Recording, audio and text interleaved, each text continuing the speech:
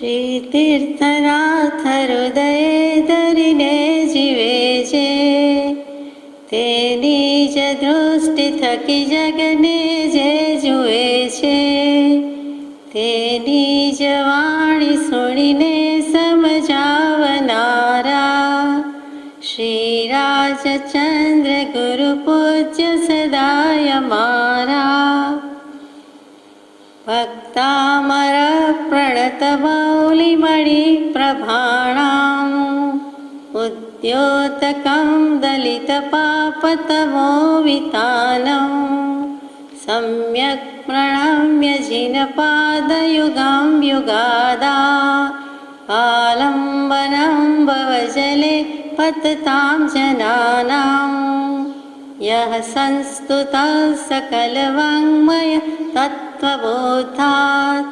ઉદ્ભૂતબુદ્ધિપટુભિः સુરલોકનાથૈः સ્તોત્રૈः જગત્ત્રિતયચિત્તહરૈરુદારૈः स्तोष्ये किलाहमपि तं प्रथमं जिनेन्द्रं स्तोष्ये किलाहमपि तं प्रथमं जिनेन्द्रं।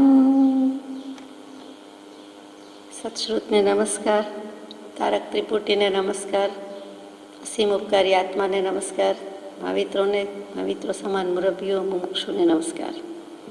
પરમ કૃપાળુ દેવ પ્રણીત વચનામૃતજી પત્રાંક 100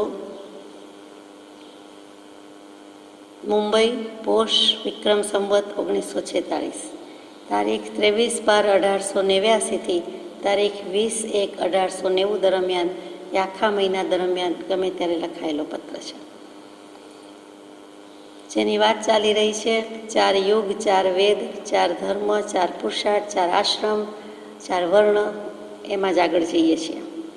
આર્ય ભૂમિકા ઉપર પ્રાચીન કાળમાં 4 આશ્રમ પ્રચલિત હતા, એટલે કે આશ્રમ ધર્મ મુખ્ય કરીને પ્રવર્તતો હતો. આર્ય ભૂમિકા પર, આર્ય ક્ષેત્ર ઉપર આર્યાવર્ત, જ્યાં ફરી ફરી જે ભૂમિમાં આર્યો જ જન્મે છે તેનું નામ આર્યાવર્ત. આવર્ત રિવાઇઝ થાય છે, રિપીટ થાય છે. આર્યભૂમિ જન્મ્યા એક વખત, આર્યભૂમિ પર જે જન્મ્યા તે આર્ય, અને ફરી ફરી કોઈને કોઈ જીવ જ્યાં તે જન્મે છે, એટલે કે આર્યોનું પુનરાવર્તન થાય છે. તે આર્યભૂમિ ઉપર વારંવાર આર્યો જન્મ્યા કરે છે, તેથી તે આર્યભૂમિ કહેવાય છે. અગર તો આર્યો જન્મે છે માટે ભૂમિ, અથવા તો ભૂમિ છે અને ત્યાં જે જન્મે છે તે આર્ય, એટલે આર્યાવર્ત દેશ કહીએ. અહીંયા પરમ કૃપાળુદેવે આર્ય ભૂમિકા લખ્યું છે.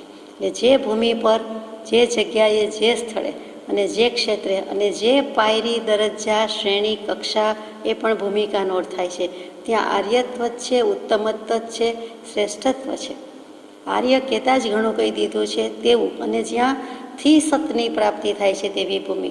રૂ પરથી ઋત, ઋત આર્ય, એવી રીતે અર્થ શબ્દ થાય, એ પણ રૂ પરથી આવ્યો. તો એવી આર્ય ભૂમિકા ઉપર પ્રાચીન કાળમાં, પુરાતન કાળમાં, પુરાણ કાળમાં, પહેલાં once upon a time, in those days, in olden times, જે બધું આપણે કહીએ છીએ તે પ્રાચીન કાળમાં 4 આશ્રમ પ્રચલિત હતા. 4 આશ્રમ કયા તે આપણે ગઈકાલે વિચાર્યું. બ્રહ્મચર્ય આશ્રમ, ગૃહસ્થાશ્રમ, વાનપ્રસ્થાશ્રમ અને સંન્યસ્તાશ્રમ.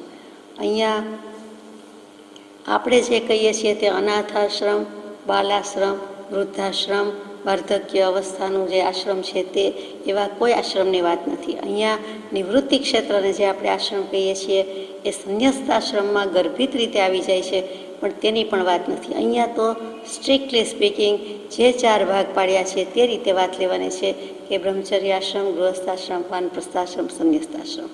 એટલે કે આશ્રમ ધર્મ મુખ્ય કરીને પ્રવર્તતો હતો. તે આશ્રમ ધર્મ એટલે શું? તો કે ત્યાં ધર્મનો અર્થ નિયમ થાય. રૂલ્સ એન્ડ રેગ્યુલેશન્સ, ધારા, બંધારણ, જે કંઈ નિયમ કહીએ છીએ તે, કે નિયમપૂર્વકનું જે છે તે, જે નિયમો જે જગ્યાએ હોય, આશ્રમમાં જે નિયમ તે આશ્રમ નિયમાવલી કહીએ છીએ તેમ. એટલે કે આશ્રમ એવા નિયમો વડે સુસજ્જ હતો, અથવા આશ્રમમાં એવા નિયમોથી ગૌરવ હતું, શોભા હતી. એટલે બ્રહ્મચર્ય આશ્રમમાં ગૃહસ્થાશ્રમના નિયમ ન લાગુ પડે, ગૃહસ્થાશ્રમમાં વાનપ્રસ્થાશ્રમના ન લાગુ પડે, એમ જે બધું કહીએ છીએ તે આશ્રમ ધર્મ. જે તે આશ્રમના, જે તે પાર્ટીના, એમ જે તે આશ્રમના જે તે વ્યક્તિને લાગુ પડતા નિયમ, એટલે તે આશ્રમ ધર્મ તે મુખ્ય કરીને પ્રવર્તતો હતો. મુખ્યપણે તે છે આપતકાળમાં, વિપત્તિકાળમાં, દુષ્કાળ, દુર્ભિક્ષથી માંડીને કેટલાક એક્સેપ્શનલ અપવાદરૂપ સંયોગોમાં બદલાય ખરું કે બ્રાહ્મણને શૂદ્રનું કામ કરવું પડે કે ક્ષત્રિયને વૈશ્યનું કરવું પડે, અથવા તો જે પણ રીતે ગણો તે આપણે આગળ લઈશું. પરમર્ષિ નાભિપુત્રે ભારતમાં નિર્ગ્રંથ ધર્મને જન્મ આપવા પ્રથમ તે કાળના લોકોને વ્યવહાર ધર્મનો ઉપદેશ એ જ આશયથી કર્યો હતો. પરમર્ષિ આવ્યું, રાજર્ષિ રાજા હોય ને ઋષિ થાય તે. અહીંયા પરમર્ષિ એટલે પરમપદની પ્રાપ્તિ કરાવે, તે જે જગ્યાએ જવાના છે, મોક્ષગામી છે, તે જ ભવ્ય મોક્ષગામી છે, તેવી જેમની દશા થઈ ગઈ છે તે પરમ ઋષિ, સંધિ થઈ ગઈ પરમર્ષિ, બીજું કોઈ નહીં, કેવલ જ્ઞાની. જેમને હવે સમ્યક દર્શન, કેવલ જ્ઞાન બધું જ થઈ ગયું છે, એટલે હવે તો મોક્ષે જવાની વાર જ નથી. જ્યાં સુધી આયુષ્ય કર્મનો ઉદય છે તે ભોગવવાનો છે, પછી કેવલ જ્ઞાન અને મોક્ષ.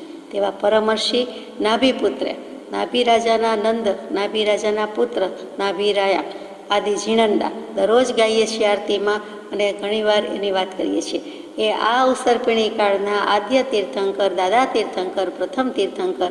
તો અહીંયા ઋષભદેવ લખવાની બદલે પરમ કૃપાળુદેવ નાભીપુત્ર લખ્યા, કેમ કે નાભી રાજાના પુત્ર છે ને મરુદેવા માતાના પુત્ર છે. તો નાભીરાયા, નાભીપુત્ર એટલે તે પરમર્ષિ નાભીપુત્ર એટલે બીજું કોઈ નહીં, આદ્ય તીર્થંકર શ્રી ઋષભદેવ પ્રભુ. એમણે ભારતમાં, ભારત ક્ષેત્રમાં નિર્ગ્રંથ ધર્મને જન્મ આપવા પ્રથમ, એટલે કે વિતરાગ વાણીની દેશના આપી તે પહેલાં એમનું 84 લાખ પૂર્વનું આયુષ્ય હતું, અને એમાંથી 83 લાખ પૂર્વ વર્ષ તો સંસારમાં રહ્યા, ગૃહાશ્રમી રહ્યા. છેલ્લું 1 લાખ પૂર્વ વર્ષ જ સંન્યસ્ત અવસ્થા, યાને કે મુનિ અવસ્થા કે દીક્ષિત અવસ્થા છે. એટલે 84 લાખ પૂર્વમાં 83 લાખ પૂર્વ તો આપણા માટે, પછી પણ આપણા માટે જ, પણ જીવોને માર્ગ આપવા માટે ધર્મ શું, કર્મ શું, પાપ શું, પુણ્ય શું, સ્વર્ગ શું, નરક શું, મોક્ષ શું, એ પછી બતાવ્યું. પહેલાં તો અર્થ અને કામનો પુરુષાર્થ ધર્મમય બતાવ્યો. સ્ત્રીની 64 કળા, પુરુષની 72 કળાથી માંડીને બધું જ. એ પુત્રી, બ્રાહ્મી અને સુંદરીને જ પ્રથમ ગણિત અને ભાષા શીખવાડી. તે ઋષભદેવ પ્રભુએ આ બંને વસ્તુ બધાને બધું શીખવાડતા હશે, પણ તે બ્રાહ્મી સુંદરીને જ શીખવાડ્યું છે. એ પણ સૂચક છે. એ કાળ એવો હતો કે કલ્પવૃક્ષનો હતો અને ટ્રાન્ઝિશન પીરિયડ હતો. તો તે વખતે જે 10 પ્રકારના કલ્પવૃક્ષ હતા એની વાત લખી છે કે એ કલ્પવૃક્ષથી મનોવાંછિતપણે ચાલતો તે લોકોનો વ્યવહાર હવે ક્ષીણ ચાલ્યો થતો જતો હતો. તેઓમાં ભદ્રપણું અને વ્યવહારની પણ અજ્ઞાનતા હોવાથી કલ્પવૃક્ષની સમૂળગી ક્ષીણતા તે વેળા બહુ દુઃખ પામશે એમ અપૂર્વ જ્ઞાની ઋષભદેવજીએ જોયું. કલ્પવૃક્ષ શું? કલ્પવૃક્ષ બધા કર્માઈ જતા હતા. કલ્પવૃક્ષનો કાળ હતો કર્મભૂમિ, અકર્મભૂમિ. તે જ્યાં કર્મભૂમિ એટલે જ્યાં કર્મ પણ થાય, ધર્મ પણ થાય, મોક્ષે પણ જઈ શકાય, અને બીજા બધા કર્મ, કાર્ય, ક્રિયા, પ્રવૃત્તિ પણ થઈ શકે. તો એ કર્મભૂમિ તો હતી જ ભરત ક્ષેત્ર. એટલે એ કર્મભૂમિમાં જે આરાનો ટ્રાન્ઝિશન પીરિયડ હતો, ત્રીજો આરો ને ચોથો આરો, તો ત્રીજા આ અવસરપીણી કાળની વાત કરી રહ્યા છે. એમાં ત્રીજા આરાના ઉતરતા છેડે છેલ્લે 89 વર્ષને સમથિંગ બાકી રહ્યું છે, ત્યારે પરમ કૃપાળુદેવ લખે છે તે પ્રમાણે, અને શાસ્ત્રો કહે છે તે પ્રમાણે ઋષભદેવ પ્રભુનો જન્મ થયો, અવતાર થયો, જે કહ્યો તે. એટલે ત્રીજા આરાના અંતમાં, અને પછી ચોથો આરો આખો જીવ્યા હોય અને વ્યતીત કર્યો હોય, એટલે નિર્વાણ વગેરે ચોથા આરામાં થયું કહેવાય. એટલે ચોથો આરો ધન્ય એટલે છે કે પ્રથમ તીર્થંકર દેવ કોઈ પણ કાળે આવા ત્રીજા આરાના અંતમાં અને પછી ચોથા આરામાં એમનું નિર્વાણ વગેરે થાય તે. એટલે ચોથા આરામાં 24 તીર્થંકર એમ આપણે કેટલીક વાર બોલીએ છીએ. એટલે ચોથો આરો આટલો વખણાઈ ગયો છે, સુપ્રસિદ્ધ છે, અને એની ઝંખના બધા કરે છે. પણ એ ચોથા આરામાં પણ આપણે ક્યારેક નહીં જન્મ્યા હોઈએ, અનંતકાળના પરિભ્રમણમાં ક્યાંક ને ક્યાંક તો હોઈએ જ, પણ તીર્થંકર દેવ સન્મુખ અથવા તો આવા જ્ઞાની પુરુષો, સત્પુરુષોની સમક્ષ, આજુબાજુ અથવા એમની સન્મુખ થવા માટે પણ પ્રયત્ન કર્યો પણ હોય.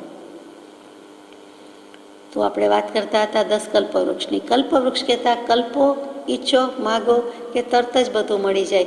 કોઈ આજીવિકાની, અસી મસી કૃષિના વ્યાપારની કોઈ જ ટેવ ન હતી, કોઈ પદ્ધતિ નથી, કોઈને તે વિશે જ્ઞાન ન હતું. જોકે આ અઘરું છે. કલ્પવૃક્ષ 10 પ્રકાર કહેવાય તો કે પહેલું ગૃહાંગ, એટલે ઘર વગેરે થઈ જાય, મકાન વગેરે થઈ જાય, કાંઈ પણ જુઓ, કોઈ પણ બાંધકામ કહો તો બધું ગૃહાંગમાં આવી ગયું થઈ જાય. બીજું જ્યોતિષાંગ, એટલે કે પ્રકાશ પ્રકાશ જ થઈ જાય. જ્યોતિ ઉપરથી જ્યોતિષ ને જ્યોતિષાંગ આવ્યું. સૂર્ય ચંદ્ર ગ્રહ નક્ષત્ર તારાનો પ્રકાશ હોય કે નહીં, પણ બોલ્યા નથી કે તરત જ તે પ્રમાણે પ્રકાશ થઈ જાય. સૂર્ય હોય ને ચંદ્ર બોલો કે ચાંદનીની વાત કરો તો પણ ત્યાં ચાંદની રેલાઈ જાય. એવી રીતે 10 પ્રકારના બધા જ પ્રકાશ, આમ જુઓ તો 5 પ્રકારના આવી જાય. કોઈ પણ પ્રકાશ, ટ્યુબલાઇટ જોઈતી હોય તો આવે, ફ્લોરસન્ટ જોઈતી હોય તો લાઇટ જોઈતી હોય તો આવી જાય, બોલો ત્યાં આવી જાય, એટલે વિચાર કરો ત્યાં આવી જાય, તેવું એ કલ્પવૃક્ષ હતું. કહેવું જ ન પડે, માગવું જ ન પડે, વિચાર કર્યા એટલે મુવા. એટલે ભૂલમાં બોલાઈ જાય કે કંઈક થઈ જાય કે અહીંયા ધરતીકંપ થયો હતો, કે જ્વાળામુખી આવો હોય એટલે ત્યાં જ્વાળામુખીને ધરતીકંપ થાય. આ તો એક સમજવા માટે છે. વીજળી થવા માંડે, ભૂત બોલીએ તો ભૂત આવીને ડરાવવા લાગે, પિશાચ બોલીએ તો એનું સ્વરૂપ બતાવે. માટે બહુ વિચારવા જેવું જ નહીં, અને તેમ છતાં બધું થઈ જાય. એટલે વગર વિચારીએ થતું હશે એવું નથી, વિચારીએ થઈ જાય છે. ગૃહાંગ જ્યોતિષાંગ. ત્રીજું વૃક્ષ છે ભૂષણાંગ, એટલે વસ્ત્ર આભૂષણ બધું જ ત્યાંથી મળી જાય. એટલે કોઈ ઘરેણાં કપડાં વગેરે માટેનો પ્રયાસ પુરુષાર્થ રહેતો જ નથી. ચોથું, અને જે માગે તેવું મળે, તરત જ મળે. એટલે બધા પાસે બધું સરખું છે, સામાન્યપણું છે.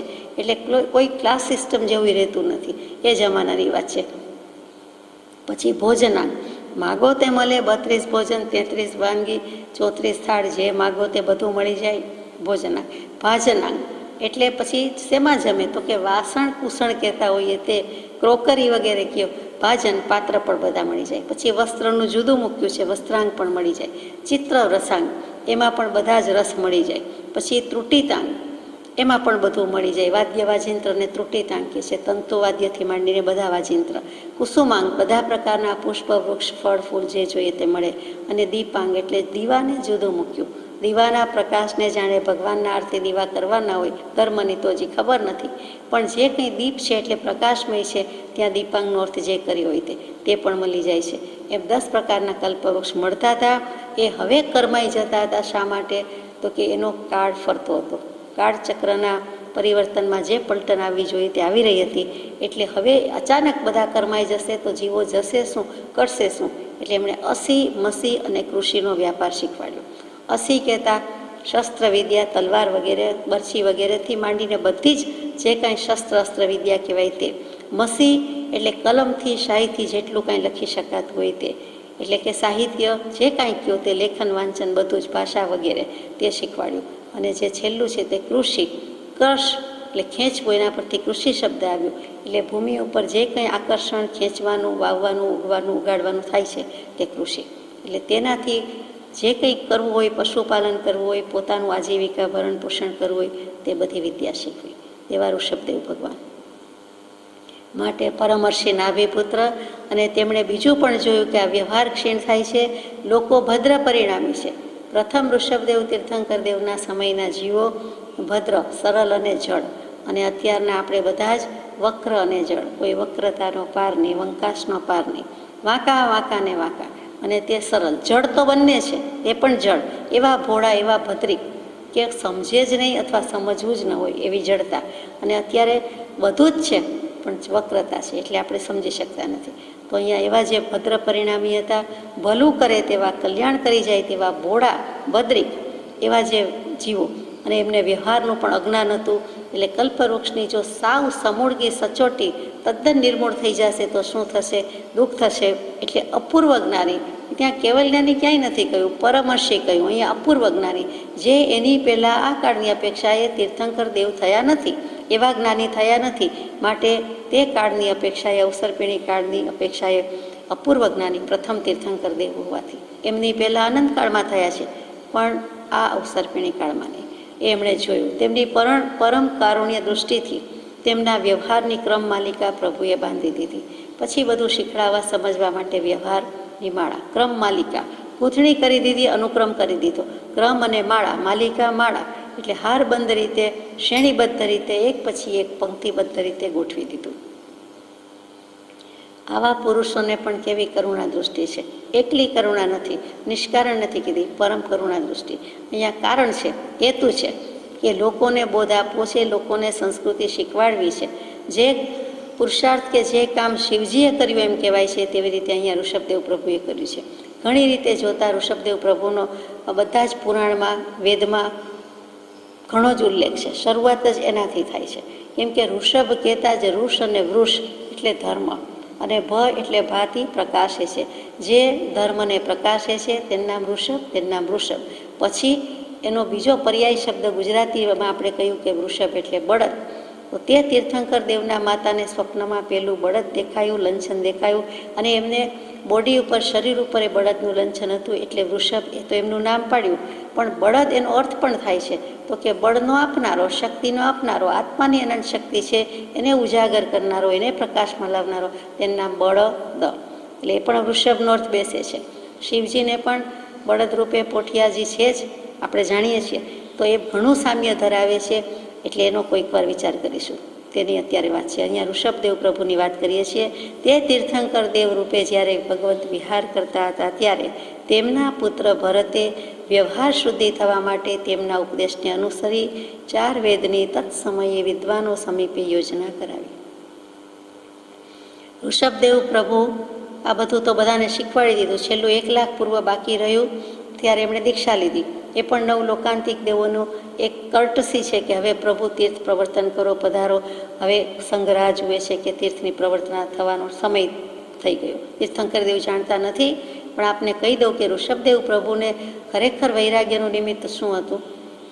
તીર્થંકર નામકર્મ તો બાંધેલું જ હતું, મતિશ્રુત અવધિ તો પહેલેથી જ હતા, પરંતુ તીર્થંકર નામગોત્ર બાંધેલું હતું અને તેના કારણે, અવધિ જ્ઞાનના કારણે, જ્યારે રાજસભામાં, ભરી સભામાં બધા જ પ્રજાજનો સમક્ષ એક મોટો પ્રોગ્રામ ચાલતો હતો, સંગીતનો, નૃત્યનો, અને તેમાં નીલાંજસા અથવા નીલાંજના જે શબ્દ આવે તે બંને શાસ્ત્રોમાં જુદી જુદી આવે છે, તે અપ્સરા, દેવલોકની અપ્સરા નૃત્યાંગના હતી, કરી રહી હતી.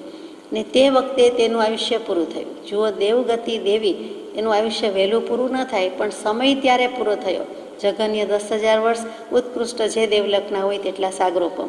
તો તે વખતે આયુષ્ય પૂરું થયું અને ખરેખર દેહ પડી ગયો ત્યાં. પણ દેવદેવી હોવાથી કે ગમે તેમ, એવી રીતે આપણે જેમ કહીએ છીએ તેમ દેહ પડતો નથી, અદૃશ્યપણે થયું.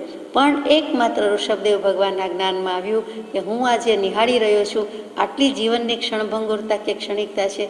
આ દેવીનો દેહ તો છૂટી ગયો અને તરત જ બીજાએ સ્થાન લીધું, પૂતગલ પરમાણુ અદૃશ્ય થઈ જાય અને કોઈ સભાજન કે પ્રજાજનોને ખબર પણ ના પડી, કેમ કે અદૃશ્યપણે થયું. એમને અવધિ જ્ઞાન હોવાથી દેખાઈ ગયું અને ત્યાં જ વૈરાગ્ય આવ્યો કે આટલું આયુષ્ય ક્ષણભંગુર છે. મનુષ્ય ભવ તો દુર્લભ છે જ, પણ જીવન આટલું ક્ષણભંગુર, એક એક ક્ષણને આટલી વ્યતીત થાય છે. એ જે સૂજી આવ્યું, બોધ લાગી ગયો નિમિત્તે નિમિત્ત. અને પછી 9 લોકાંતિક દેવો આવીને કહે છે હવે પ્રભુ તીર્થ પ્રવર્તાવો. પછી એમણે સંયમ લીધો, દીક્ષા લીધી વગેરે બધું શીખવાડ્યું છે. લોકોને શીખવાડ્યું નથી કે અમને કેમ બોરાવવું, એ આપણે જાણીએ છીએ. બધું શીખવાડ્યું હોય તો સૂઝતો આહાર કોને કહેવાય, આહાર શુદ્ધિ કોને કહેવાય? આટલા 48, 96, 100 દોષ રહિત નિર્દોષ ગોચરીની અમને આજ્ઞા છે, તો તમે પણ આવું બનાવજો, આવું વાપરશું. એમ એમણે આજ્ઞા, આદેશ કે શિખામણ આપી નથી. પૂર્વકર્મ છે વિચરવું ઉદયાધીન પણ વિત લોભજો. હવે માત્ર પૂર્વકર્મનો ઉદય છે તે પ્રમાણે ભોગવવું છે. ઉદયાધીન છે, પ્રારબ્ધ કર્મ ઉપર છોડી દીધું છે. જે થાય તે સહજ સ્વાભાવિક. એ શીખવાડીને ગયા નથી. એ ખરેખર સબક શીખવા જેવું છે. અને પછી આપ જાણો છો કે શ્રેયાંશ કુમારે ઇક્ષુ રસ વરાવ્યો વગેરે વગેરે, અને વર્ષી તપની શરૂઆત થઈ.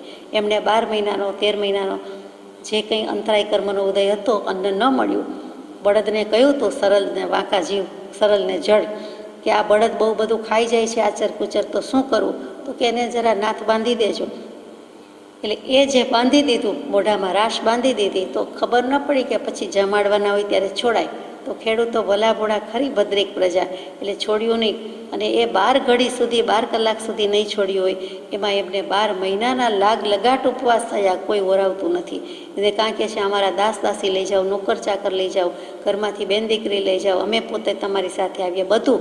પણ સૂઝતો આહાર કેમ ઓરાવવો એ ખબર પડતી નથી. અને કહેતા નથી કે આમ કરી રાખજો, આમ કરો એટલે અમને ખપે કે અમને કલ્પે, એવું એ કહેતા નથી. એ બહુ સમજવા જેવી વાત છે. તો અંતરાય કર્મનો ઉદય કોઈને શરમ રાખતો નથી, કોઈ કર્મ કોઈને શરમ રાખતો નથી. ભગવાનને પણ આ ઉદય ભોગવવો પડે. એકમાત્ર બળદને કહેવાનું રહી ગયું હતું. પહેલાંમાં કોમન સેન્સ હોય એમ આપણને સમજાય, પણ નહોતી. તો એ પણ કહી દેનારની, સૂચના આપનારની ફરજ છે, આદેશ આપનારની ફરજ છે કે પછી જ્યારે જમાડવા હોય ત્યારે કાઢી નાખવાનું હોય. એક નાની વાત છે, વેરી લિટલ થિંગ, આપણને ઘણો બોધ આપે છે કે સૂચના આપવી, આદેશ આપવો તો સંપૂર્ણપણે આપવો. સામો સમજ્યો છે કે કેમ, પછી આમ કરશે કે નહીં, આવડશે કે નહીં, ભૂલી જશે કે નહીં, ક્યાં ક્યાં આડું થવાના ચાન્સીસ છે એ બધું પણ આપણે બતાવી દેવું જોઈએ. આ એક સીધી સાદી વાત થઈ. તો એ પ્રમાણે ભગવંત વિહાર કરી રહ્યા છે અને ત્યારે એમના પુત્ર ભરત ચક્રવર્તીજી ધર્મ ચક્રવર્તી થવાના છે, હજુ થયા નથી. તે ભરતજીને હજુ આરિસા ભુવનમાં કેવલ જ્ઞાન થયું નથી. પરિપૂર્ણ વૈરાગ્ય સાથે બધું જ કરે છે, યુદ્ધો પણ ખેલે છે તેવા ભરતજી અને વ્યવહાર શુદ્ધિ થવા માટે ભગવાનના ઉપદેશને અનુસરી તે સમયના જે વિદ્વાનો, પંડિતો, સાક્ષરો, બ્રાહ્મણો હતા તેમની પાસે 4 વેદની યોજના કરાવી. તે વખતે બ્રાહ્મણો કહેવું પણ મને ઠીક નથી લાગતું. પંડિતો સાક્ષરોમાં આવી ગયું. કોઈ ગમે તે હોય, આત્મધર્મ એક જ હતો. જે કોઈ જીવ પાડે તેનો ધર્મ, આચરે તેનો ધર્મ. ત્યાં કોઈ એવો ભેદ નહોતો. જ્ઞાતિનો અથવા તો ગચ્છનો, મતનો તો શું, પણ આવો પણ વર્ણનો ભેદ ત્યાં સુધી ન હતો. અને તે વખતે ભરતજીએ કહ્યું અને કેટલાક પંડિતો, સાક્ષરોએ, વિદ્વાનો લખ્યું છે, તેમણે યોજના કરી. શું લખાવ્યું એમાં?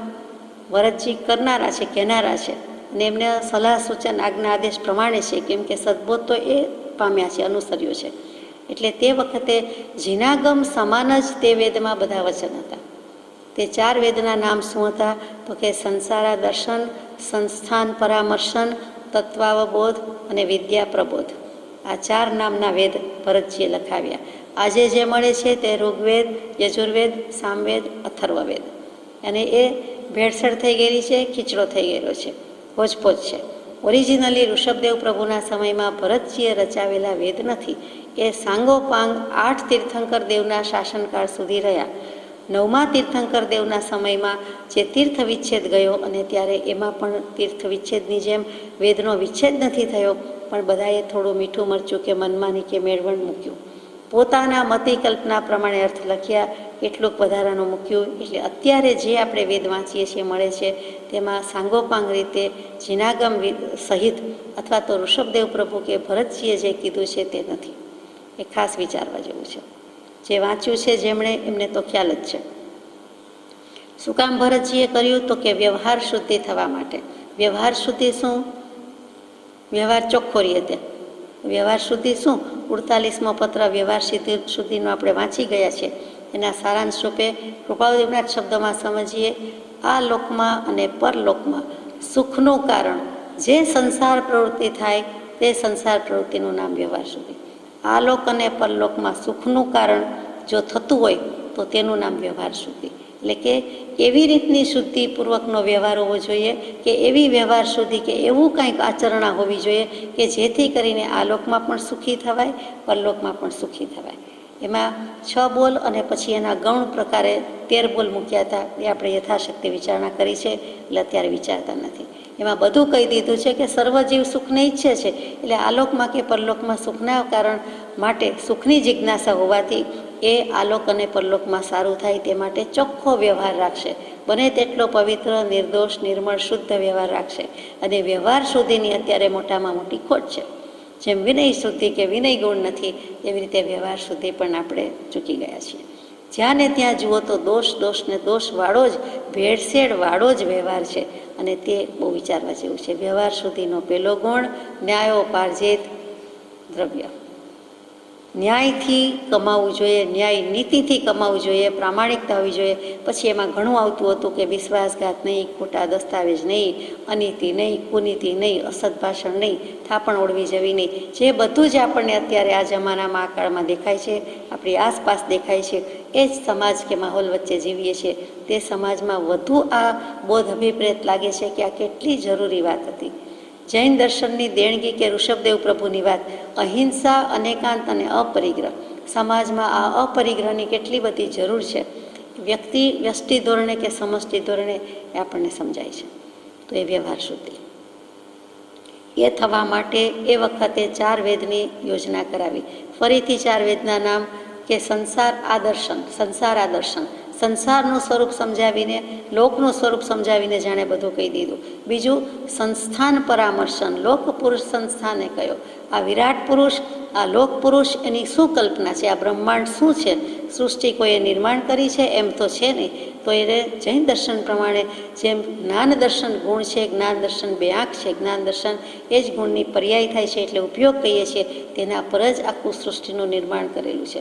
લોક પુરુષ સંસ્થાને કયો, એનો ભેદ તમે કંઈ લયો. એનું કારણ સમજ્યા કાંઈ કે સમજાવ્યાની ચતુરાઈ, શરીર પરથી એ ઉપદેશ કે પછી કે જ્ઞાન દર્શને એ ઉદ્દેશ. આ શરીરને બે આંખ છે એના પરથી ઉપદેશ આપ્યો છે. શરીરના આકારે પુરુષાકારે લોકનું સ્વરૂપ છે એમ સીધું સાદું માની લીધું. પિંડેશો બ્રહ્માંડે માની લીધું કે હકીકતે એ જે બે આંખ છે તે શું છે? તો બે ગુણ છે, જ્ઞાન દર્શન, બે ઉપયોગ છે, તેની પર્યાય રૂપે પરિણમે છે તેમાં બધું રહેલું છે. જે કંઈ છે તેનાથી સૃષ્ટિ છે, સમસ્ત સંસાર તેમ છે. અને તે જ ગુણથી, તે જ ઉપયોગથી પાછો મોક્ષે જઈ શકે છે. કેમ કેમ ઉપયોગ એ જીવનું લક્ષણ છે, એટલે બહુ સૂચક છે. પછી ત્રીજો વેદ હતો તે તત્વાવબોધ. જે કાંઈ તત્વ છે, 7 તત્વ 9 તત્વ, મુખ્ય 2 તત્વ, એનો બોધ, એનો અવબોધ, એ સૂઝ આપી છે, દિગ્દર્શન કરાવ્યું છે. અને બોધ વિતરાગતા અચૂક ઉપાયામ, જ્ઞાની પુરુષનો પરમ કૃપાળદેવ જેવો તે સમયનો બોધ. એ બોધમાં કોઈ લવલેશ લગાર ફેર ન હોય. ઋષભદેવ પ્રભુનો હોય, આપણા પરમ કૃપાળદેવનો હોય, કોઈ પણ સતદેવનો હોય કે અત્યારે વિહરમાન શ્રી સિમંદર દેવનો હોય, એમાં કોઈ ફેર ન હોય. ત્યાં જે દેશના હોય એ જ છપદની દેશના છે. શબ્દનો ફેર, ભાષાનો ફેર બધો હોઈ શકે, બાકી તત્વમાં ભેદ ન હોય. તો એ તત્વબોધ પણ એ વેદનું નામ. આપણે અત્યારે દ્રવ્યાનું યોગ કહીએ છીએ તે બધું. અને ચોથું હતું તે વિદ્યા પ્રબોધ. તે વિદ્યા પ્રબોધમાં પણ લોકની 14 પ્રકારની વિદ્યા છે. વેદ વેદાંત આજે પણ કહે છે 6 અંગ 14 વિદ્યા વગેરે. તે સમસ્ત વિદ્યા, કોઈ પણ ફેકલ્ટી, કોઈ પણ બાબત, કોઈ પણ વિજ્ઞાન, કોઈ પણ આર્ટ કે કોમર્સ કે જે હોય તે બધાનું જ્ઞાન જેમાં આવી જતું હોય તે વિદ્યા પ્રબોધ. પછી કૃષિ કળાઈ આવી જાય, 64 અને 72 કળાઈ આવી જાય. તે બધી વિદ્યા, વળી ભૂત વિદ્યા, વળી જ્યોતિષ વિદ્યા, વળી મંત્ર તંત્ર યંત્ર વિદ્યા, તમે જે કહો તે જ્ઞાન ખાતે આત્મજ્ઞાનની પણ વિદ્યા કીધું છે અહીંયા. તો એ બધું જ એ વિદ્યાનો પ્રબોધ, વિદ્યા પૂર્વની જેમ, વિદ્યા પ્રવાદ પૂર્વની જેમ એમાં જ્ઞાન હતું. મલિન વિદ્યા હોય એ પણ એને સ્થાન આપ્યું છે. કરવાની નથી, પણ આવું આવું કરે તો બધું થાય છે, પણ એ કરવા યોગ્ય નથી એનું પણ એમાં વર્ણન હોય. ટૂંકમાં બધું જ હતું તે સમયના 4 વેદ. અને 8 એટલે ચંદ્રપ્રભ તીર્થંકર દેવ સુધીના સમય સુધી એ બધું જ સાંગોપાંગ, સાદ્યંત, નિર્દોષ, નિર્મળ રહ્યું. અને ત્યાર પછી તેમાં ભેળસેળ થઈ. 4 આશ્રમના ધર્મ તેમાં દાખલ કર્યા, તેમજ 4 વર્ણની નીતિ રીતિ તેમાં દાખલ કરી. 4 આશ્રમના ધર્મ એટલે આપણે ગઈકાલે વિચાર્યું હતું તે 4 આશ્રમની વાત આવી ગઈ. અને પછી 4 વર્ણની નીતિ રીતિ દાખલ કરી તે વિચારવાનું છે. પરમ કરુણાથી ભગવાને જે લોકોને ભવિષ્ય ધર્મ પ્રાપ્તિ થવા માટે વ્યવહાર શિક્ષા અને વ્યવહાર માર્ગ બતાવ્યો હતો, તેમને ભરતજીના આ કાર્યથી પરમ સુગમતા થઈ. લેખિત સ્વરૂપે થઈ ગયું, વેદ સ્વરૂપે થઈ ગયું, બધું યાદ ન રહેતો. એટલે તે રીતે તે વખતે તો ઘણું યાદ રહી જતું હતું, તો પણ ભરતજીએ લખાવી દીધું. અને કૃપાળદેવે મૂક્યું છે, છાપ આપી કે વ્યવહાર શિક્ષાને વ્યવહારબોધ થવા માટે, એ રક્ષણ શિક્ષણ આપવા માટે જે શાસ્ત્રોક્ત રીતે વેદ વગેરે લખાવ્યું, 4 વેદ મૂક્યા, 4 શાસ્ત્રો જ મૂક્યા, 4 અનુયોગ મૂક્યા એમ કહો તો ચાલે. તે ભરતજીના સુંદર વિશિષ્ટ કાર્યથી પરમ સુગમ થઈ ગયું. સત પ્રાપ્ત કરવું સહજ છે, સરળ છે, પણ સુગમ થઈ ગયું. પાછું કેવું લખે છે? ભવિષ્ય ધર્મ પ્રાપ્તિ થવા માટે આ ભવે થાય, નેક્સ્ટ મોમેન્ટ, નેક્સ્ટ સમય, નેક્સ્ટ પર્યાય શું છે તેનું પણ જ્ઞાન થાય, તે પણ ભવિષ્ય. કે હો, એક સમય, એક પર્યાય, એક પ્રદેશ, એક પરમાણુ, એક પૂતગલ એમાં આવી ગયું. એનું જે એક સમયે જ્ઞાન થાય તેનું નામ કેવલ જ્ઞાન. આત્મજ્ઞાનથી કેવલ જ્ઞાન સુધીનો માર્ગ મોકળો થઈ જાય તેવું જ્ઞાન જેમાં છે તે ભવિષ્ય એટલી બધી હદે ન જઈ શકે તો આ ભવની કરણી નેક્સ્ટ ભવમાં, નેક્સ્ટ લાઈફમાં, આવતા જન્મમાં પણ જે કાંઈ સમુચિત રીતે કરી શકે એટલો જેવો જેનો પુરુષાર્થ ને જેવું જેનો ભાવ અને જેવું જેનું ફળ, તો તેમ પરંપરાએ પણ મોક્ષ પ્રાપ્ત કરી શકે તોય ખોટું નથી. અનંતર કરે, કોઈ પણ અંતર ન રહે, વચ્ચે એક ભવ પણ ન રહે, વચ્ચે એક સમય પણ ન રહે, તો બહુ સારું. કે સમય માત્રના અનવકાશે આખો લોક સ્વસ્વરૂપ પ્રત્યે હો, અન્ય પ્રત્યે ન હો, એવી ભાવનાથી કહે છે કે આ 4 વેદ રચ્યા. તો આપણે 4 વર્ણની વાત આવી. 4 વર્ણ શું? બ્રાહ્મણ, ક્ષત્રિય, વૈશ્ય અને શૂદ્ર, આ 4 જ વિભાગ. બધું 4 ઉપર બહુ છે. આત્માના અનંત ગુણ, એમાં અનંત ચતુષ્ટય, જ્ઞાન, દર્શન, સુખ, વીર્ય. 4 વેદ આવ્યા, 4 ધર્મ ધ્યાન, પછી એની 4 ભાવના, 4 રૂચિ, 4 પાયા, 4 આલંબન.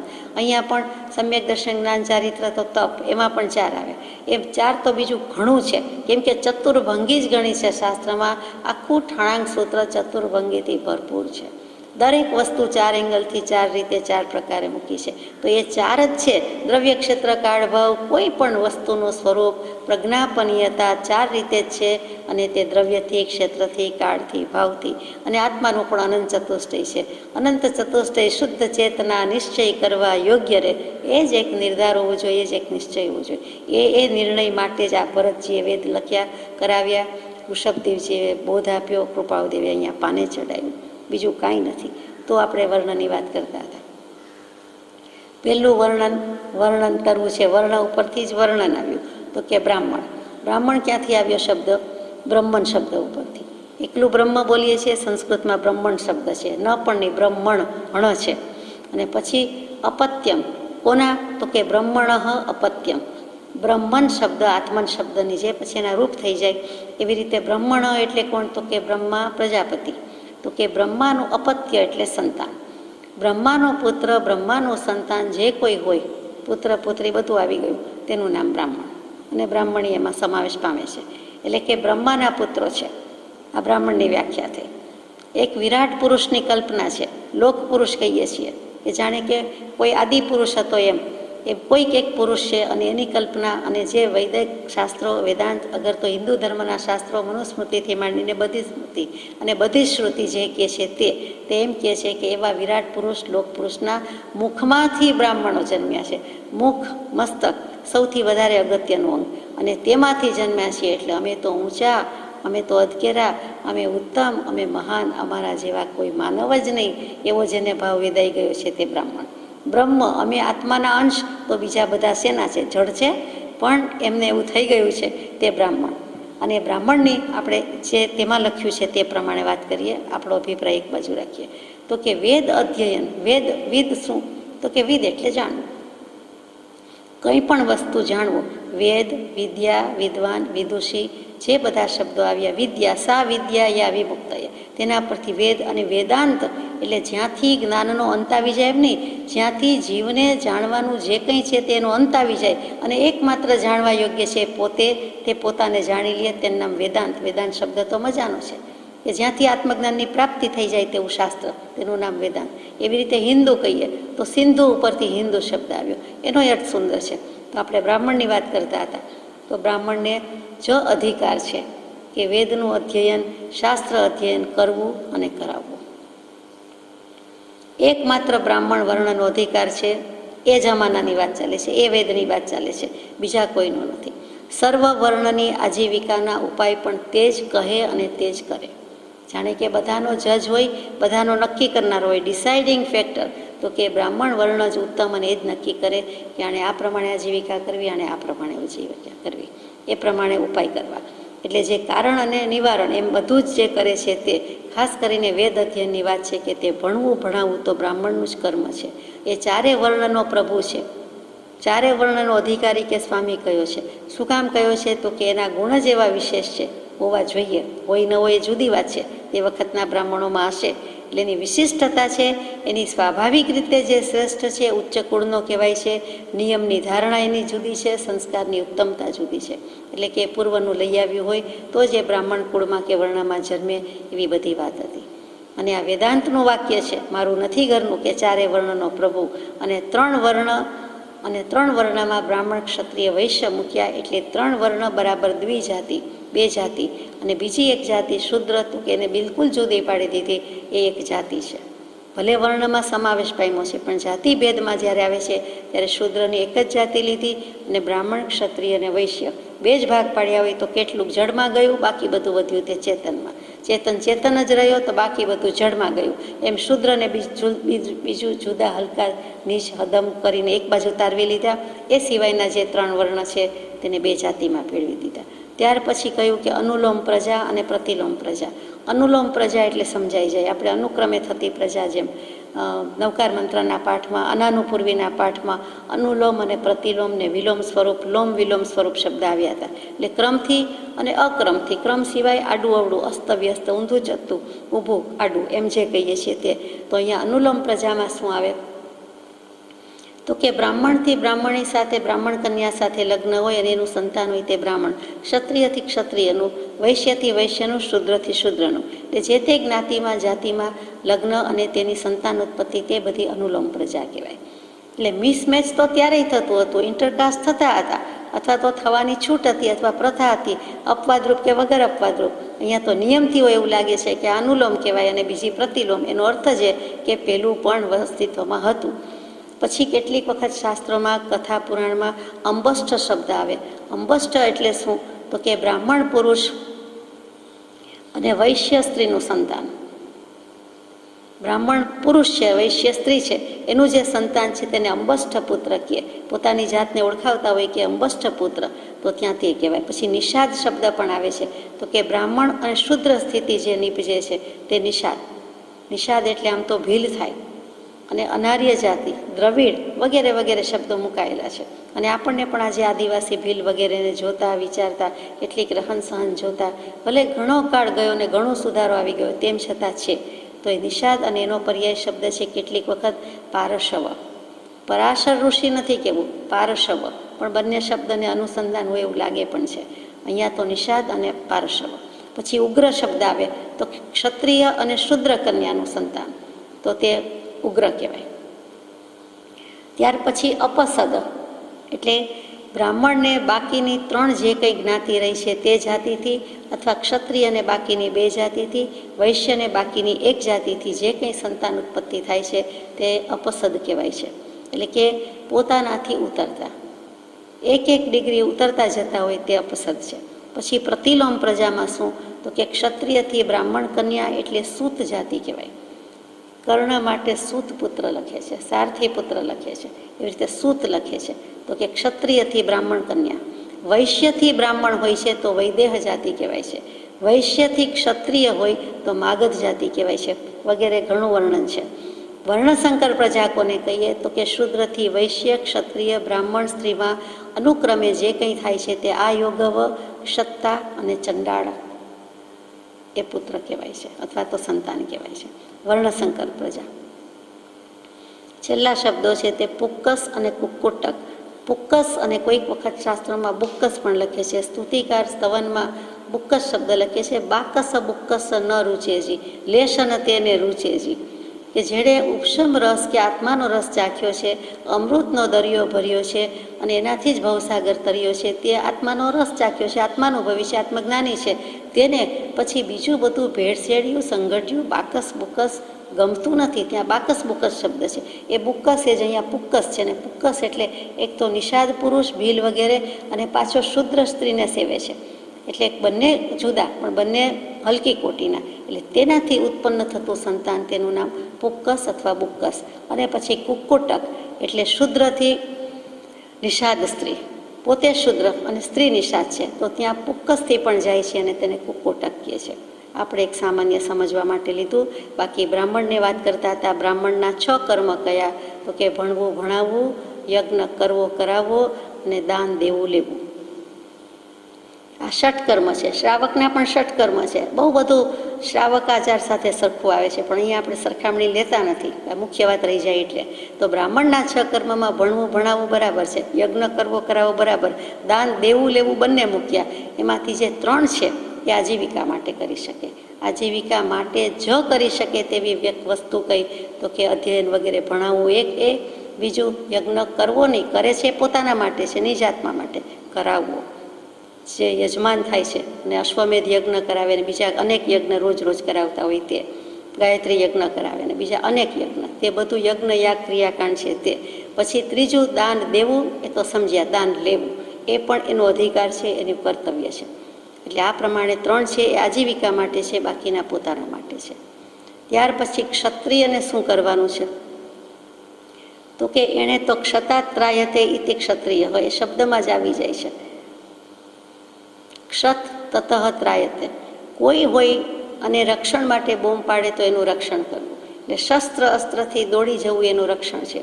અર્જુનજીને કોઈએ બચાવો બચાવો કે ગાય લઈ જાય છે અને દોડવું પડ્યું, આપત ધર્મ આવ્યો અને એને નિયમનો ભંગ કરવો પડ્યો, પણ બાણ લઈને દોડવું પડ્યું છે. તે વખતે યુધિષ્ઠિરજીના રૂમમાં હતું અને એમને જવું પડ્યું છે વગેરે આપ જાણો છો. તો તે ક્ષત્રિયોનો ધર્મ ચૂકતા નથી. પહેલા નિયમનો ભંગ થાય છે એ નાનો નિયમ છે, પણ એથી વિશેષ ક્ષત્રિયની ફરજ ન ચૂકવી એમણે મહત્ત્વ આપ્યું. પછી સજા પણ ભોગવી વગેરે.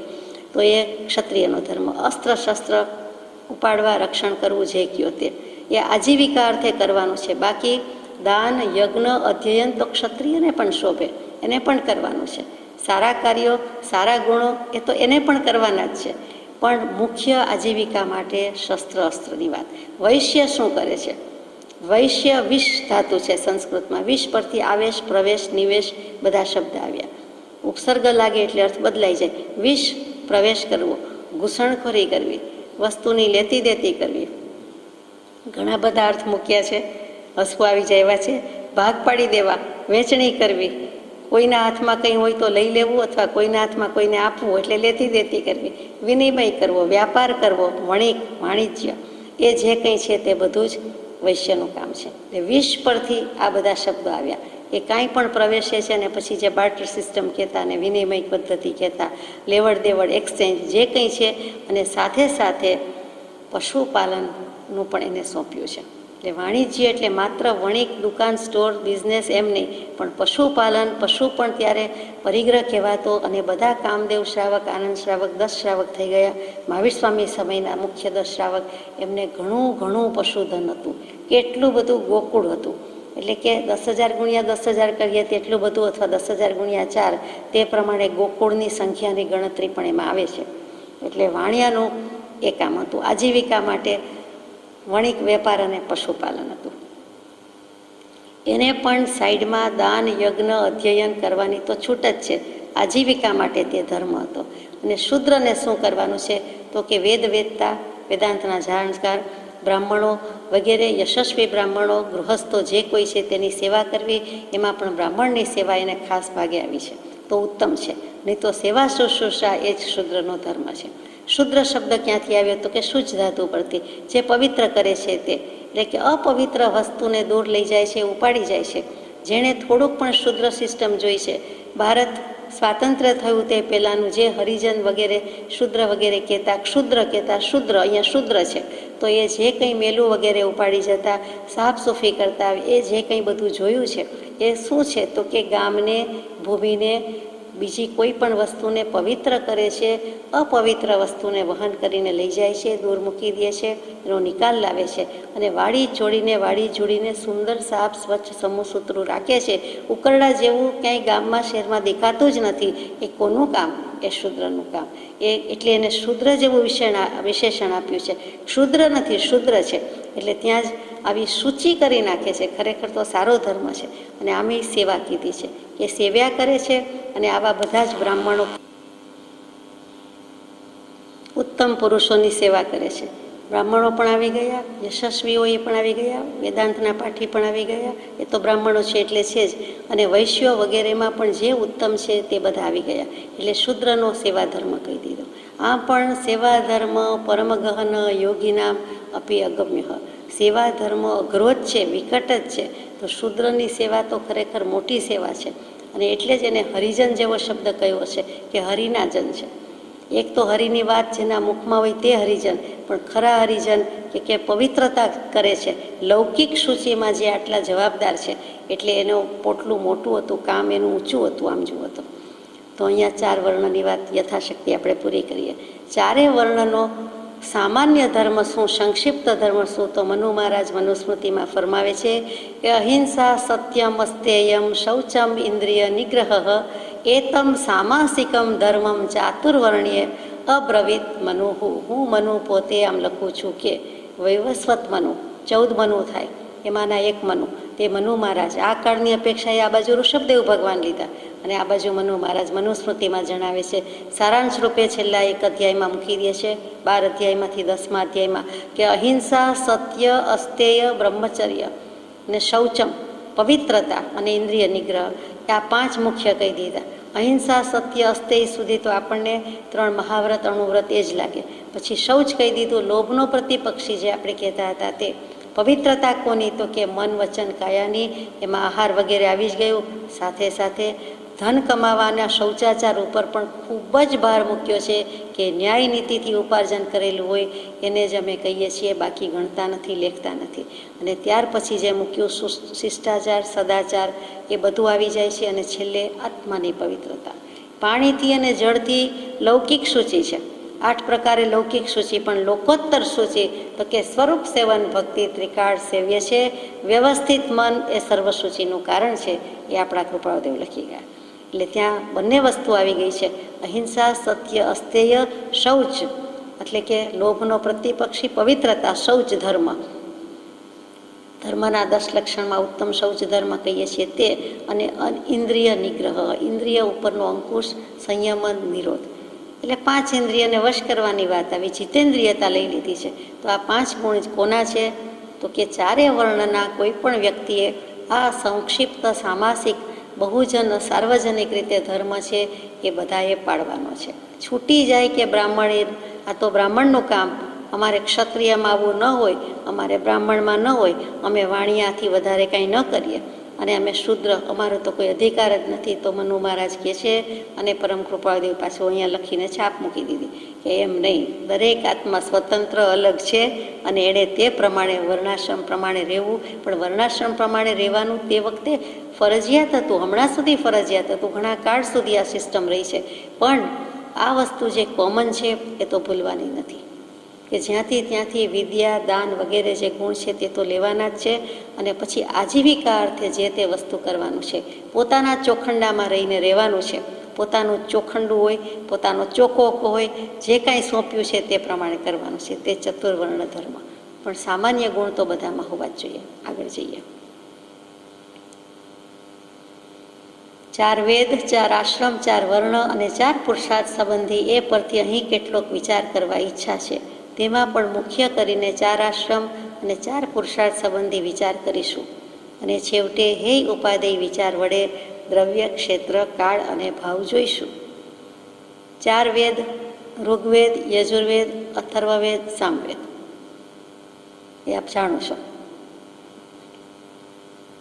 4 આશ્રમ, બ્રહ્મચર્યાશ્રમ, ગૃહસ્થાશ્રમ, વાનપ્રસ્થાશ્રમ, સંન્યસ્તાશ્રમ. 4 વર્ણ, બ્રાહ્મણ, ક્ષત્રિય, વૈશ્ય અને શુદ્ર. અને 4 પુરુષાર્થ, ધર્મ, અર્થ, કામ અને મોક્ષ. એ સંબંધી અહીં કેટલોક વિચાર કરવા ઈચ્છા છે. આપણને તો એમ કે ઈચ્છા પૂરી થઈ ગઈ, થોડુંક લખાઈ ગયું આ 2-3 પત્રોમાં, પણ હવે જે આગળ લખવું હતું એ આપણને મળી શક્યું નથી. તેમાં પણ મુખ્ય કરીને 4 આશ્રમને 4 પુરુષાર્થ સંબંધી વિચાર કરીશું. એટલે થોડી ઘણી વિચારણા આપણે કરી, જે મળ્યું છે તેના આધારે એ પૂરી થઈ. છેવટે ફાઇનલી આખરે અંતમાં હે ઉપાદેય વડે, હવે જાણી તો લીધું, જ્ઞેય થઈ ગયું, હે અને ઉપાદેય, હવે આદરવા યોગ્ય શું છે અને છોડી દેવા યોગ્ય શું છે, એવો વિચાર કરીને દ્રવ્ય ક્ષેત્ર કાળ ભાવ જોઈશું. દરેક જીવના દ્રવ્ય ક્ષેત્ર કાળ ભાવ જુદા. મારી પાસે, આપના આપની પાસે, મહાવીર સ્વામીના મહાવીર સ્વામી પાસે હતા, સિમંદર સ્વામીના અત્યારે એમની પાસે છે, અને કૃપાળદેવના એમની પાસે હતા. એટલે સમજવા જેવું છે કે દરેક જીવનું બધું જ સ્વરૂપ જુદું છે. આ 4 રીતે જ જોઈ શકાય. પ્રજ્ઞાપનીય છે એમ કૃપાળદેવે લખ્યું. પછી એના પત્રમાં થોડું લખ્યું છે એટલે સાથે જ લઈએ છીએ. અને આ પત્રમાં છેલ્લું વચન છે 100 નંબરના પત્રમાં, કે 4 વેદ જેમાં આર્ય ગૃહ ધર્મનો મુખ્ય ઉપદેશ હતો તે આ પ્રમાણે હતા. એટલે કે 4 વેદ જે લખ્યા હતા, ભરતજીવાળા વેદની વાત કૃપાળદેવ લખે છે. આ વેદ અત્યારે છે એની વાત મૂકી નથી. એમાં આર્ય ગૃહ ધર્મનો મુખ્ય ઉપદેશ આ પ્રમાણે હતો. એટલે કે આ પ્રમાણે હતા, એટલે આપણે જે થોડું ઘણું વિચાર્યું તે પ્રમાણે હતા. ટૂંકમાં આપણે કીધેલું છે તે કહેતા ભૂલી જવાય નહીં, એટલે ખાસ કહી દઉં કે બધી વાત આવી આજીવિકા માટે.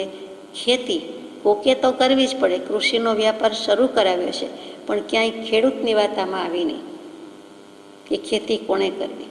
એમાં એમ આવ્યું કે ખેતી નિંદનીય જ છે, 3 કાળ નિંદનીય છે. એમાં ઘણું જ પાપ થાય છે, અનેક પ્રકારે પાપ થાય છે, અનંત પાપ થાય છે. એ પણ તે હિન્દુ ધર્મશાસ્ત્રમાં પણ મૂક્યું છે, એ સમજવા જેવું છે. એમાં ઘણું વર્ણન આવે છે એક શસ્ત્રનું, જેનો સારાંશ કહું તો 2 અક્ષરમાં હ અને અળ. એટલે હળ, કે હળ કહેતા જ હ અટકેતા ફટાફટ હિંસા કરી નાખે છે, તેનું નામ હળ. તે જીવોને હણે છે, ભૂમિને હણે છે. ભૂમિ એટલે પૃથ્વીકાયના જીવો એમ તો હણાય જ છે, પણ તેમાં પૃથ્વીકાયના જીવો લખ્યું નથી, આપણે જીનાગમથી લખ્યું કહીએ છીએ. એમાં પૃથ્વી લખે છે, ભૂમિને હણે છે. એટલે એમાં બધું આવી ગયું. પછી ભૂમિની નીચે રહેલા, ઉપર રહેલા, આજુબાજુ રહેલા અને ભૂમિના જીવોને ખાવા આવતા હોય તે બધા જીવો પણ એટલે હણે છે. ત્યાં ખેતીને ઘણી જ નિંદ્ય કીધી છે, નિંદનીય કીધી છે. જગતનો તાત ખેડૂત જ કહેવાય, કિસાન કહેવાય, કૃષ્ણ જેવો કિસાન એમ. અને છતાં એને જે કરવાનું કામ છે તે ખેતી. એટલે ત્યાં તો હિન્દુ ધર્મશાસ્ત્રોએ પણ દીર્ઘદૃષ્ટિ જ રાખી છે. અને ભરતજીએ લખાવેલા વેદ હોય એટલે ઋષભદેવ ભગવાનને જીનાગમ પ્રમાણે હોય એટલે એ સિદ્ધાંત એમાં પ્રતિફલિત થતો જ હોય, એનો બોધ હોય જ. એટલે એમાં જે મૂક્યું છે તે અહિંસાનું પાલન કરવા માટે જ વાત આવી. છતાં કોઈ કે તો કરવી જ રહી, કરે જ, પણ આવું ચોખ્ખું મૂકી દીધું છે. પછી ચારે આશ્રમવાળાએ શું શું કરવું એની તો આપણે કાલ પરમ દિવસે યથાશક્તિ વિચારણા કરી આગલા પત્ર અનુસાર, એટલે એમાં જતા નથી. હવે પત્રાંક જે અનુસંધાન જ છે તે પત્રાંક 101 છે. મુંબઈ, પોષ, વિક્રમ સંવત 1946. જે મનુષ્ય ધર્મ, અર્થ, કામ અને મોક્ષ એ 4 પુરુષાર્થની પ્રાપ્તિ કરી શકવાને ઈચ્છતા હોય તેમના વિચારને સહાયક થવું, એમ અવતરણ ચિહ્નમાં કૃપાળુદેવે વાક્ય મૂક્યું છે. કેમ કે અન્યત્ર પોતે આ વાક્ય મૂકેલું છે. એ વાક્યમાં આ પત્રને જન્મ આપવાનું સર્વ પ્રકારનું પ્રયોજન દેખાડી દીધું છે. કૃપાળુદેવ કહે છે કે આ પત્ર જન્મ કેમ પામ્યો, 101મો નંબર, તો મારે ધર્મ, અર્થ, કામ, મોક્ષ એ 4 પુરુષાર્થમાં બધા કેવી રીતે પ્રાપ્ત કરે અને મનુષ્યોને જે પુરુષાર્થમાં જોઈતું હોય, પ્રાપ્ત કરવું હોય તેને મારે સહાયક થવું. તરસ્યા હોય તેને પાણી પીવડાવવું ને તરસ્યા ન હોય તેને તરસ લાગે તેમ કરવું. તુષાતુરને પાયાની મહેનત કરજો. એ કૃપાળુદેવનો ભાવ આવ્યો કે જે મનુષ્ય કોઈને ધર્મ કરવો છે, કોઈને અર્થ કરવો છે, કોઈને કામ કરવું છે, ચારેયની વાત લીધી. માત્ર મોક્ષે જવું હોય તેને સહાય કરવું એમ નહીં, પણ 4 પુરુષાર્થની પ્રાપ્તિ કરી શકવાનો વિચાર હોય, એટલે કે જેને મોક્ષે પણ જવું હોય તેને પણ હું સહાયક થઉં. એટલા માટે આ પત્રનું જન્મ આપવાનું થયું છે. તેને કંઈક સ્ફૂર્ણા આપવી યોગ્ય છે. હવે વધારે સ્ફુરિત કરે છે. આ જગતમાં વિચિત્ર પ્રકારના દેહધારીઓ છે અને પ્રત્યક્ષ કે પરોક્ષ પ્રમાણથી એમ સિદ્ધ થઈ શક્યું છે કે તેમાં મનુષ્ય રૂપે પ્રવર્તતા દેહધારી આત્માઓ એ 4 વર્ગ સાધી શકવાને વિશેષ યોગ્ય છે. આખા જગતમાં તો જાતભાતના 4 ગતિ પણ 4 આવી ગઈ. બધા દેહધારી છે, જીવ જંતુથી માંડીને નરક, દેવ, તિર્યંશ બધું છે. એમાં સીધી રીતે કે આડકતરી રીતે, પ્રત્યક્ષ કે પરોક્ષ પ્રમાણથી સાબિત થઈ ચૂક્યું છે કે મનુષ્ય રૂપે જે કોઈ છે તે આ 4 વર્ગ સાધી શકે છે. ધર્મ, અર્થ, કામ, મોક્ષ ચારેયનું કામ મનુષ્યોનું છે, બધાનું નથી. મનુષ્ય જાતિમાં જેટલા આત્માઓ છે તેટલા બધા કંઈ સરખી વૃત્તિના, સરખા વિચારના કે સરખી જિજ્ઞાસાને, સરખી ઈચ્છાવાળા નથી. 4 શબ્દો લઈ લીધા. જેટલા મનુષ્યો દેખાય છે, માનવ દેખાય છે, એક સરખી વૃત્તિ નથી, એક સરખી વિચાર નથી, એક સરખી જિજ્ઞાસા નથી, એક સરખી ઈચ્છા નથી. 4 શબ્દ મહાનિબંધ જેવા મૂક્યા છે. વૃત્તિના અનંત ભેદો કહીએ, એમાં મુખ્ય 5 ભેદ કયા હતા: પ્રમાણ, વિપર્યય, વિકલ્પ, નિદ્રા અને સ્મૃતિ. વિચારની તો કોઈ વાત જ થાય એવું નથી. વિચાર પણ અનંત, જો અનંત નહીં નિક્ષેપ, અનંત ભેદ, અનંત જીવ, અનંત વાણી, અનંત નહીં, તો વિચાર પણ અનંત થયા. એમાં આત્મવિચાર એક મુખ્ય થયો. અને વિચાર તો એક યોગ છે. વિચારથી પરમાત્મા પદ થાય છે. કર વિચાર તો પામ, તો ત્યાં વિચારનું પણ કાંઈ કહ્યું જતું નથી. દરેકના જુદા છે. સરખી જિજ્ઞાસા, તો જિજ્ઞાસાની વાત પણ ચાલી જ રહી છે. કશાયની ઉપશાંતતા, માત્ર મોક્ષ અભિલાષ. ભવે ખેદ પ્રાણી દયા, ત્યાં આત્માર્થ નિવાસ, પણ ભવે ખેદ અંતરદયા, ત્યાં તે કહીએ જિજ્ઞાસ. તો તે જિજ્ઞાસા એ બધાની જુદી જુદી છે. અને ઈચ્છાની તો એટલી બધી વિચિત્રતા છે કે આશ્ચર્ય. પ્રત્યેક સૂક્ષ્મ દૃષ્ટિએ જોતા વૃત્તિ, વિચાર, જિજ્ઞાસા, ઈચ્છાની એટલી બધી વિચિત્રતા લાગે છે કે આશ્ચર્ય. એ આશ્ચર્યનું બહુ પ્રકારે અવલોકન કરતા સર્વ પ્રાણીની અપવાદ સિવાય સુખ પ્રાપ્તિ કરવાની જે ઈચ્છા તે બહુ અંશે મનુષ્ય દેહમાં સિદ્ધ થઈ શકે છે. તેવું છતાં તેઓ સુખને બદલે દુઃખ લઈ લે છે. એમ માત્ર મોહ દૃષ્ટિથી થયું છે. આટલી બધી વિચિત્રતા છે એનું અવલોકન કરતા અપવાદ જીવો સિવાય સુખ પ્રાપ્તિ કરવાની ઈચ્છા છતાં મનુષ્ય દેહમાં સિદ્ધ થઈ શકે તેમ હોવા છતાં તેઓ સુખની બદલે દુઃખ જ લે છે. જાય છે તો સુખ લેવા, સુખ પ્રાપ્ત કરતા સુખ ટળે છે. લેશયે લક્ષે લહો, ક્ષણ ક્ષણ ભયંકર ભાવ મરણે, કાં અહો રાચી રહો. લેવા જાય છે સુખ, પણ દુઃખમાં જ પડેલા હોવાથી સુખ ક્યાંથી મળે? સુખ અંતરમાં છે, સુખ બાહ્ય નથી. બહાર શોધવાથી નહીં મળે. અંતરંગ શ્રેણીમાં છે, અંતરમાં છે. માટે બાહ્ય પદાર્થો સંબંધીનું આશ્ચર્ય ભૂલ. 108મા પત્રમાં શરૂઆત જ કરી છે, હે જીવ બ્રહ્મામાં તને હિત કહું છું, સુખ અંતરમાં છે. તો વસ્તુ અંદર પડી હોય ને બહાર શોધીએ તો ન મળે. જ્યાં ખોવાઈ ગઈ હોય, જ્યાં પડી ગઈ હોય ત્યાં કદાચ જઈએ તો મળે, બાકી મળે નહીં. તો આ તો બહાર પડી ગયેલું નથી, અંદર જ છે. પણ જીવને એમ થાય છે કે અહીંયા જવું, ત્યાં જવું, આમ કરી નાખવું, તેમ કરી નાખવું.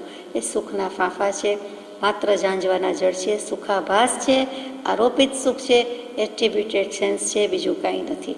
ગર્ભિત રીતે પણ એમાં સુખ રહેલું જ નથી, એટલે એને દુઃખ જ કહેવાય છે, સુખાભાસ છે. એ આરોપિત સુખને જ આપણે અનારોપ કરવાનું છે, અનારોપિત માનવાનું છે. અને એવો વિવેક હોય, જળ ચેતનનો દેહ આત્માનો વિવેક થાય, અથવા હે જ્ઞેય ઉપાધિનો વિવેક થાય તો જ થઈ શકે, બાકી થઈ શકતું નથી. વિવેક નથી થઈ શક્યો એનું કારણ પણ મૂકી દીધું કે એમ દુઃખ લઈ લે છે, માત્ર મોહ દૃષ્ટિથી થયું છે.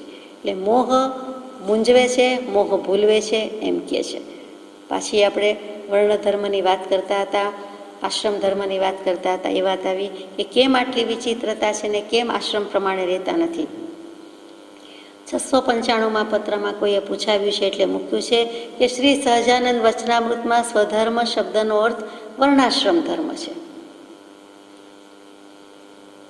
જ્યારે સ્વધર્મ એટલે આપણને તો પોતાનો ધર્મ, આત્માનો ધર્મ, નિજ ધર્મ જ યાદ આવે. જ્યારે સહજાનંદજીના વચનામૃતમાં સ્વામિનારાયણ સંપ્રદાયના સહજાનંદ સ્વામી થઈ ગયા, શ્રીજી વચનામૃત જે છે તે એટલે આપણે અહીંયા પરમ કૃપાદેવ પ્રણિત વચનામૃતજી છૂટું બોલીએ છીએ કે શ્રીજી વચનામૃતમાં ચોખ્ખું મૂક્યું સ્વધર્મ શબ્દનો અર્થ વર્ણાશ્રમ ધર્મ. જે તે વર્ણના છે, જે તે આશ્રમમાં છે, તેણે પોતાના વર્ણ, પોતાના આશ્રમ પ્રમાણે વર્તના કરવી, બીજા પ્રમાણે નહીં. બ્રાહ્મણ હોય તો બ્રાહ્મણ પ્રમાણે, ક્ષત્રિય હોય તો ક્ષત્રિય, વૈશ્ય હોય તો વૈશ્ય, શૂદ્ર હોય તો શૂદ્ર. બ્રહ્મચર્ય આશ્રમ હોય તો તેમ રહેવાનું છે, વાનપ્રસ્થ આશ્રમ હોય તો તેમ, સંન્યસ્ત આશ્રમ એ ગૃહસ્થાશ્રમના ધર્મમાં ન જવાનું હોય, દેખીતી વાત છે. તો તે પ્રમાણે રહેવું, તેનું નામ સ્વધર્મ. પોતપોતાના ચોખંડામાં રહેવું તે. અને જે તે વર્ણ બીજા વર્ણને આચરે તો એનું નામ પરધર્મ છે. ગીતાજીમાં મૂક્યું છે સ્વધર્મે નિધનમ શ્રેય.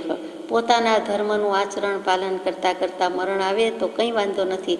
પરધર્મે નિધનમ ભયાવહ. બીજા ધર્મનું આચરણ કરતાં કરતાં, ત્યાં ધર્મ એટલે આ સેન્સમાં છે, જેમ ઇન્ટરકાસ્ટ આંતરજ્ઞાતિએ લગ્ન કરે, ઇન્ટરકાસ્ટ કરે, જુદું પાડે, જુદી રીતે કરે, તેવી રીતે અહીંયા જુદું કરે, પોતાના ગોત્ર જ્ઞાતિ પ્રમાણે પણ ન વિચરે, પણ બીજું કરે તો તે બધાની વાત લઈ લીધી છે સ્વધર્મ અને પરધર્મમાં. પરંતુ હે પ્રભુના દોરામાં આપણે ગાઈએ છીએ 264મો પદ, અહમ ભાવથી રહિત નહીં, સ્વધર્મ સંચય નાય, નથી નિવૃત્તિ નિર્મળપણે અન્ય ધર્મની કાંઈ. ત્યાં સ્વધર્મ અને અન્ય ધર્મનો અર્થ આ બેસી શકે નહીં. ત્યાં સ્વધર્મ એટલે આત્માનો ધર્મ, અન્ય ધર્મ એટલે ત્યાં પરધર્મ, પરદ્રવ્ય, પરભાવનું ગ્રહણ કરીએ છીએ તે ધર્મ. ત્યાં સ્વધર્મ વસ્તુનો સ્વભાવ તે તેનો ધર્મ, એ સમજવાનું છે. એ હજુ સુધી મેં કર્યો નહીં, સ્વધર્મ સંચય કર્યો નહીં. મારો આત્મા ઉપયોગ લક્ષણવાળો, છતાં બીજા બધા જે મારા આત્માના ગુણ છે, બીજા બધા સદગુણ છે, એ જ મેં પામ્યો નહીં, કર્યો નહીં. અહમ ભાવથી રહિત ન થયો એટલે સ્વધર્મનો સંચય એને જ મેં ભેગા કર્યા નહીં, હોવા છતાં એનું ભાન થયું નહીં. અને નિવૃત્ત કર્યું નહીં, શું તો કે અન્ય ધર્મની નિવૃત્તિ કરી નથી. એટલે આત્માથી જુદા એવા બીજા ભાવો જાણવાની વારંવારની ઈચ્છા, જિજ્ઞાસા, વિચાર, તેનાથી હું નિવૃત્ત થયો નથી. ત્યાં હે પ્રભુમાં અર્થ બદલાય છે. એટલે અહીંયા સ્વધર્મની વાત કહેતા હતા, તે 695મો પત્ર, અને તેમાં વર્ણ આશ્રમ ધર્મ પ્રમાણે મૂક્યું છે. એટલે તે અહીંયા બેસે છે બરાબર આ પત્રના અનુસંધાનમાં, કે પોતપોતાના વર્ણ આશ્રમ પ્રમાણે રહેવું. સ્પષ્ટ ભાષામાં લખું તો દરેક વર્ણ એટલે ક્ષત્રિય, બ્રાહ્મણ, વૈશ્ય, શૂદ્ર, પોતાના વિશિષ્ટ કર્મ કરવા તે સ્વધર્મ કહેવાય. જેને જે સોંપણી કરવી છે બીજાથી જુદા, પોતે જ કરવાના છે તે વિશિષ્ટ કર્મ છે. સામાન્ય કર્મ જે સાર્વજનિક ધર્મ કયો, સામાન્ય ધર્મ, સાધારણ ધર્મ, એ તો આપણે આવી જ ગયું કે વિદ્યા ભણવી, દ્રવ્ય ઉપાર્જન કરવું વગેરે વગેરે. પછી અહીંયા આ વસ્તુ પૂરી થઈ જાય છે. 4 વર્ણ, 4 આશ્રમ, 4 પુરુષાર્થની. મુખ્યમાં મુખ્ય વાત તો આટલું જ સમજાય છે કે બધું કરીને પણ સત્પુરુષાર્થ આદરીને મોક્ષે ચાલ્યા જવાનું છે. કયા અર્થમાં? જો ઈચ્છો પરમાર્થ તો કરો સત્ય પુરુષાર્થ, ભવસ્થિતિ આદિ નામ લઈ છેદો નહીં આત્માર્થ. અહીંયા ધર્મ નહીં, અર્થ નહીં, કામ નહીં, મોક્ષ નહીં, એકેય પુરુષાર્થની વાત લીધી નહીં. તો કે લીધી. સત્પુરુષાર્થ કયો કીધો? સત્ય પુરુષાર્થ કયો કીધો? મોક્ષ પુરુષાર્થ, સત્પુરુષાર્થ. આત્મા સત છે, દ્રવ્ય સત છે, ઉત્પાદ વ્યય દ્રવ્યયુક્તમ સત. પોતે પોતાના આત્માની મર્યાદા સિવાય ક્યાંય જવાનું નથી. ત્યાં વર્ણ આશ્રમ કહી દીધો કે તમારું આટલું ચોખંડું, આપણું ચોખંડું છે દ્રવ્ય ક્ષેત્ર કાળભાવ, જ્ઞાન દર્શન સુખવીર્ય. અને આત્માએ તેની જ મર્યાદામાં રહેવું. ઉલ્લંઘન કરે છે, નિજ સ્વરૂપને ભૂલે છે, પ્રમાદ કરે છે, કર્મ બંધ થાય છે, ચૂકે છે. સ્વરૂપથી નષ્ટભ્રષ્ટ આ રીતે થાય છે સ્વરૂપના વિસ્મરણને કારણે. સ્વરૂપ કંઈ અન્યથા થઈ શકતું નથી. જે છે તે તો છે જ, પણ એ સમજ્યો નહીં અને વિસ્મરણ કર્યું. અને પ્રમાદને તીર્થંકર દેવ કર્મ કહે છે. સુયગડાંગજી સૂત્રનું વાક્ય 486માં પત્રનું પહેલું વાક્ય. પ્રમાદ, આત્મા પોતાનું સ્વરૂપ, પ્રકૃષ્ટ એવું સ્વરૂપ ચૂકે છે, ભૂલે છે, અને એ પ્રમાણે એને પ્રમાદ થાય છે. પ્રમાદ એ સમય સમયે કર્મ બંધ થાય છે. એટલે ખરેખર ધ્યેય શું આવ્યું કે પરમાર્થ જોઈએ છે, પ્રાપ્તિ કરવી છે, તો એકમાત્ર મોક્ષનો પુરુષાર્થ થવું, મોક્ષાર્થી થઈને રહેવું, આત્મા માટે જીવન જીવવું, લક્ષ્ય રાખી સદાએ પામું સાચો જીવન પલટો, મોક્ષ માર્ગી થવાને સજાત્મ સ્વરૂપ.